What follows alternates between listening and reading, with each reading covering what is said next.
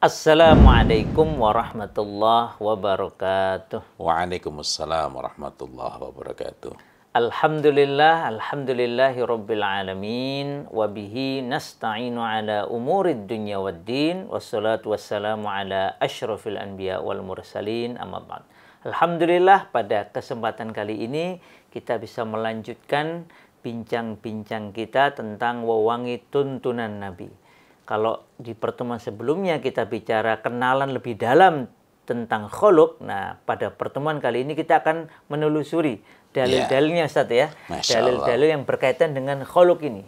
Kayaknya di beberapa riwayat itu sahabat lumayan akrab ini dengan khuluq. Betul. Dan nanti terutama pada sahabiyah ya. Agak membingungkan, maksudnya agak membingungkan karena sebenarnya hadis mengenai itu sangat banyak. Saya mencoba menghimpun hadis-hadis berkenaan dengan khuluq, dengan za'faran, dengan misik, dan berbagai hal lainnya, juga dibantu oleh yang lainnya, begitu ya, Masya Allah.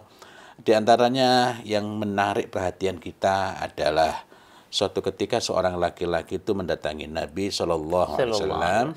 Ketika itu beliau berada di Ji'ranah. Yang menceritakan ini adalah Ibnu Abu Umar. Dia berkata, telah menceritakan kepada kami Sufyan bin Amr dari Atha, dari Sofwan bin Ya'la, dari bapaknya. Nah, artinya di sini dari bapaknya Sofyan bin Ya'la, berarti Ya'la itu ya. Itu mengatakan, saya ada di sementara saya ada di Nabi SAW. Laki-laki itu memakai jubah dan telah melumuri dirinya dengan khuluq. Jadi ini kita sempat membahas tempo hari, kalau orang itu mau umroh, sunnah memakai wewangian. Kecuali dua, yakni za'faran dan waros. Nah, laki-laki ini melumuri dirinya. Melumuri itu dapat menjadikan kita faham kenapa kok misalnya botol-botol parfum Arab itu sticknya dari plastik, gitu ya. Padahal plastik itu kan tidak cukup awet untuk menyimpan parfum, karena memang yang kecil-kecil seperti ini biasanya untuk sekali, dua kali, tiga kali pakai, begitu ya. Ini sekali pakai ya, Ustaz ya, Bang. Kita sering kali bukan saya ya, bukan saya ya. Orang-orang Arab segini ini, bisa setengah tulai ini bisa sekali, dua kali pakai. Bisa 4 kali gitu ya, artinya tidak. Tapi memang tidak lama gitu ya. Maksudnya tidak bertahan sampai berbulan-bulan. Masya Allah, karena ini untuk memahami. Sebagaimana saya sempat bertanya kepada seorang rekan gitu mengenai penggunaan parfum di sana. Biasanya memang memakai, kalau untuk di rumah botolnya besar, suka tutipnya itu besar. Sementara yang seperti ini untuk traveling, artinya dipakai betul-betul banyak. Nah, kembali lagi pada pembahasan mengenai hal ini tadi saya sebagai tambahan untuk dapat membayangkan, untuk dapat memahami, melumuri dirinya dengan khuluq, bukan cuma mengoleskan. Dia berkata, sesungguhnya saya telah berniat untuk ihram. Sementara saya mengenakan jubah ini dan tubuhku telah berlumuran dengan khuluq. Nah, dari sini kita dapat memahami bahwa khuluq itu memang bukan sepenuhnya sama dengan za'faran. Kita ingat kembali perbincangan kita yang lalu ya. Maka Nabi SAW pun bersabda kepadanya, lakukanlah sebagaimana kamu dalam yang kamu lakukan dalam hajimu. Laki-laki itu berkata, kalau begitu aku harus melepaskan pakaian ini dan membersihkan bekas khuluq ini. Nabi SAW bersabda lagi, apa yang kamu lakukan dalam hajimu, maka lakukanlah dalam umrohmu. Itu hadis riwayat Muslim. Dalam riwayat yang lain, dalam redaksi yang lain, masih dalam riwayat Muslim, kita mendapati fragmen yang sama dari laki-laki yang hendak berumroh dan melumuri badannya dengan khuluq itu. Ada kisah yang lebih lengkap, yakni ketika laki-laki ini bertanya, Rasulullah SAW itu terdiam karena ketika itu beliau sedang menerima wahyu. Ya. Nah, setelah beliau itu selesai menerima wahyu, maka beliau itu bertanya kepada para sahabat yang ada itu, mana orang yang bertanya tentang umroh tadi.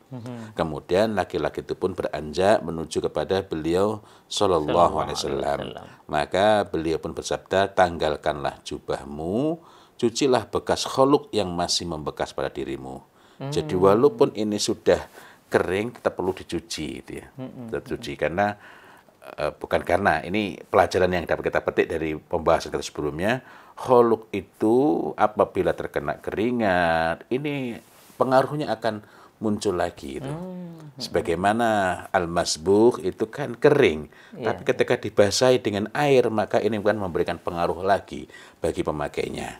Artinya ini bukan dari dalam hadis ini. Kita berusaha memahami lebih jauh, bahkan bekas yang membekas pada diri kita itu pun perlu dicuci. Kemudian lakukanlah dalam umrohmu sebagaimana apa yang kamu lakukan dalam hajimu. Ini hadis riwayat Muslim. Nah, ini sekali lagi menunjukkan penggunaan khuluq ya. Penggunaan itu rupanya dikenal dan Rasulullah menyuruhkan kepada laki-laki ini untuk membersihkan badannya dari bekas khuluq ketika hendak mengambil niat umroh ya, ketika hendak mengambil niat ihram ya. Nah, disuruh menanggalkan jubahnya. Karena memang nggak boleh pakai jubah ya, umroh yang dipakai kan pakaian yang tidak berjahit. Tidak berjahit. Kemudian membersihkan bekas khuluq. Nah, artinya larangan dalam hadis yang lain adalah menggunakan waras dan za'faran, tetapi ini juga meliputi khuluq. Nah, dalam hadis yang lain kita mendapati redaksi yang sedikit berbeda, di mana orang yang tadi menanyakan tentang umroh, cucilah bekas khuluq di rambut dan jenggotmu. Wah, rambut, jenggot. Rambut itu merupakan salah satu tempat yang banyak disukai untuk mengenakan khuluq. Khuluq, ya. Maupun minyak wangi yang lain, setidaknya misik juga demikian. Rasulullah bisa memakai misik untuk rambut beliau, juga jenggot beliau, sebagaimana Mus'ab bin Umair radhiyallahu an itu juga bisa memakai ketika masih belum masuk Islam dan masih apa itu istilahnya, masih anaknya orang kaya Makkah itu ya. Iya. Yang sampai netes-netes ya. Sampai netes-netes.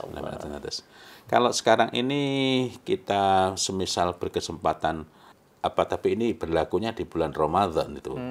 Bulan Ramadan di tahun ini, mudah-mudahan tahun berikutnya juga demikian. Tapi jangan keliru, jangan umroh dengan niat untuk didapat tetesan misik ya. Ini ketika kita masuk di Masjidil Haram maupun Masjid Nabawi dikasih parfum, dikenai parfum. Nah, saya khilaf di Masjid Nabawi ataukah yang di Masjidil Haram itu pakai pipet. Jadi dituangkan gitu. Miss Ghazal itu ya, misik yang bagus. Masya Allah. Bagian dari memuliakan masjid. Betul, Masya Allah. Betul. Dan sekaligus memuliakan Ramadan. Gitu ya. Karena ini tidak setiap hari. Ini hanyalah setiap hari di bulan Ramadan. Oh, Masya Allah. Sementara di masjid yang satunya, saya tadi sampaikan, saya lupa masjid yang mana, ini menggunakan parfum semprot. Parfum semprot itu tidak semuanya menggunakan alkohol. Lepas dari perdebatan alkohol itu boleh atau tidak dipakai, tapi ada parfum semprot yang lebih baik dibanding yang menggunakan alkohol, yakni menggunakan aquadenat. Wah, ini kamu perlu kita bahas ini, Ustaz. Parfum khusus semprot, kan ini wewangian juga. Iya, betul. Nah, teruskan lagi. Jadi cucilah bekas khuluq. Artinya secara jelas menunjukkan ini khuluq di rambut dan jenggotmu. Serta lepaskanlah jubahmu. Masya. Kemudian lakukanlah umroh sebagaimana kamu melakukan haji. Nah, ini di antara hadis-hadis yang dapat kita ambil pelajaran. Kita tidak berbicara terlalu jauh mengenai pelajaran apa yang dapat kita ambil. Karena Masya Allah banyak sekali. Ini hanyalah ikhtiar kita untuk berkenalan dengan penggunaan-penggunaannya. Tadi Rasulullah SAW menyampaikan agar membersihkan, mencuci bekas khuluq yang ada di rambut dan di jenggot. Loh, apakah ada yang seperti itu? Pertama, tanpa ada hadis lain pun kita dapat melihat tadi bahwa rupanya laki-laki ini memakai khuluq di rambut dan di jenggot. Sementara dalam hadis lain tadi itu melumuri badannya. Allah. Berarti Masya Allah, kayaknya kalau 1 tulah nggak cukup. Kayaknya ya minimal mungkin 1 tulah habis sekali Iya, pakai itu ya. jadi rambut, Allah. jenggot, dan badan. Itu antum perlu nyoba ini.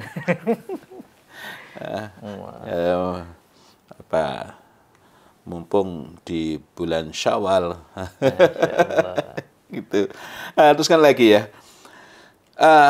Jadi apakah ada di antara yang menyukai mewarnai, jadi mewarnai jenggot itu? Oh, dengan kholuk ini tadi. Dengan kholuk. Ini. Dengan kholuk ya, dengan kholuk. Adalah Ibnu Umar. Oh, ya Ibnu Umar radhiyallahu anhu ya. Dan suatu ketika ini Zaid bin Aslam itu melihat Ibnu Umar radhiyallahu anhu itu, kok jenggotnya itu kuning, dan kuningnya ini karena apa? Karena za'faron, karena kholuk.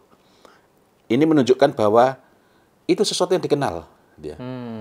Karena ketika Zaid bin Aslam itu melihatnya, kok pakai ini?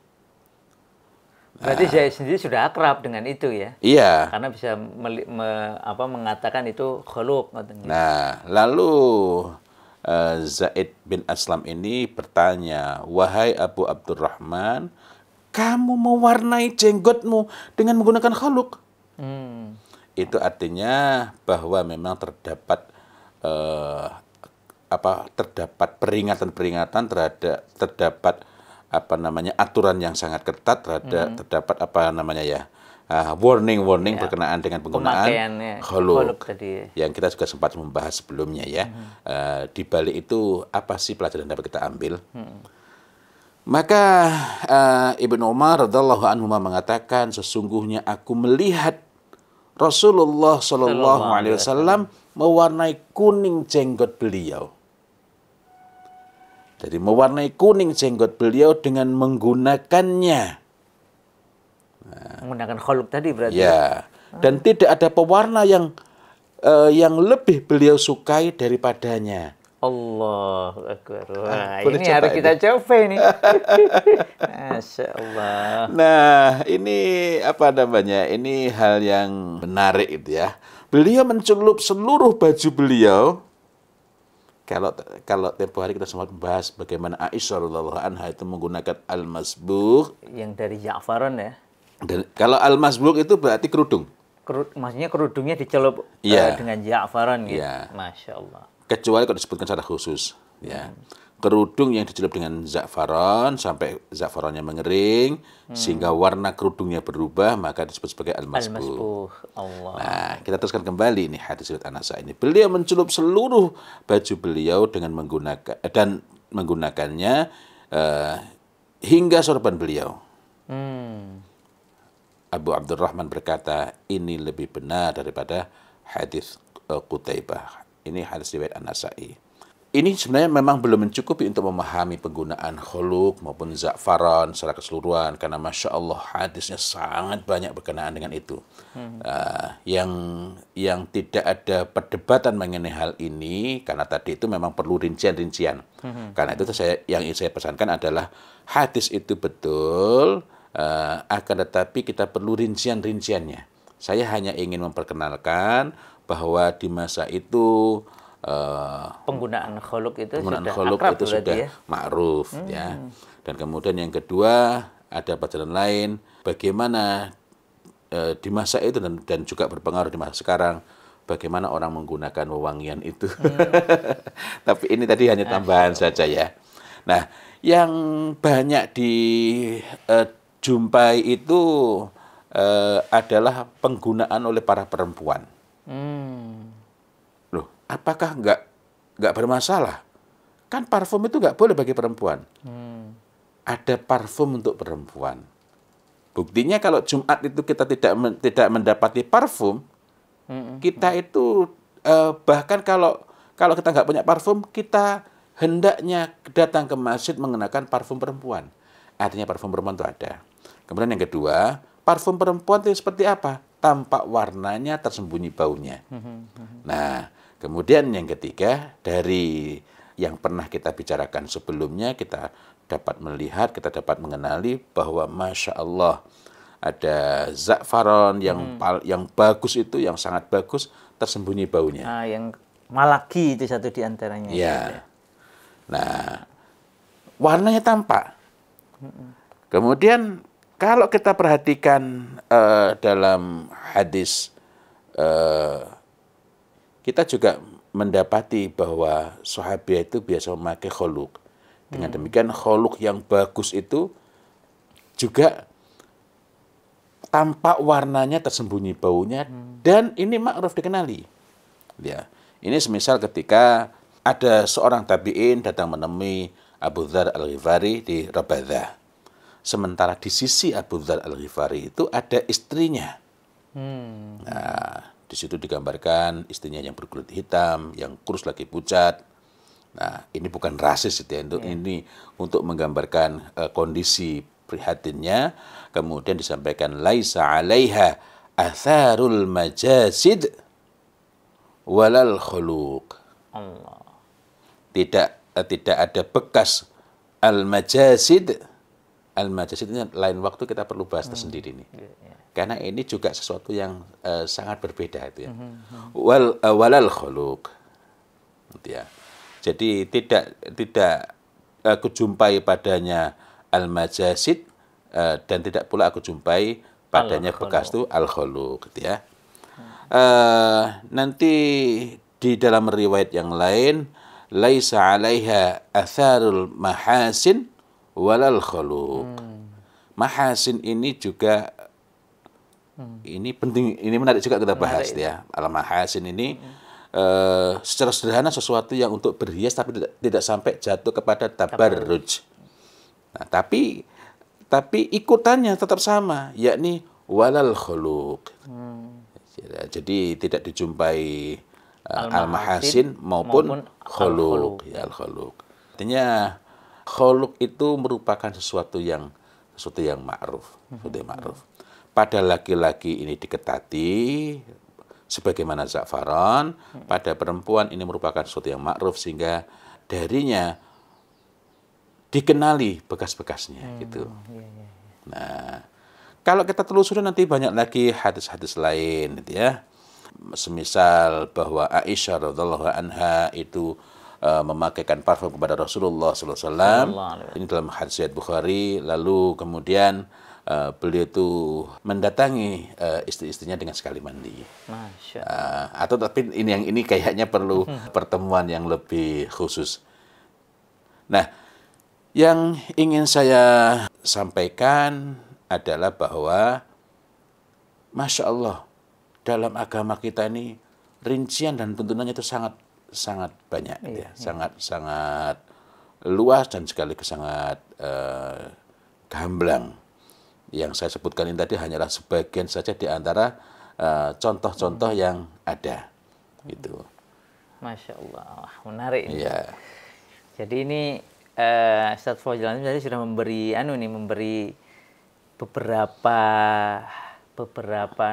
hadis sahih yang berkaitan dengan penggunaan khuluq ya. Khuluq itu tadi sebenarnya masih sangat banyak lagi yang dapat digali gitu. Ini kalau ada yang hadirin yang tertarik untuk betul-betul mendalami, nanti bisa menggunakan keyword kata kunci khuluq itu untuk mencari ya hadis-hadisnya. Nah, ini dapat dilakukan, tetapi jangan lupa untuk mencari syarahnya dan kemudian mencari takrifnya.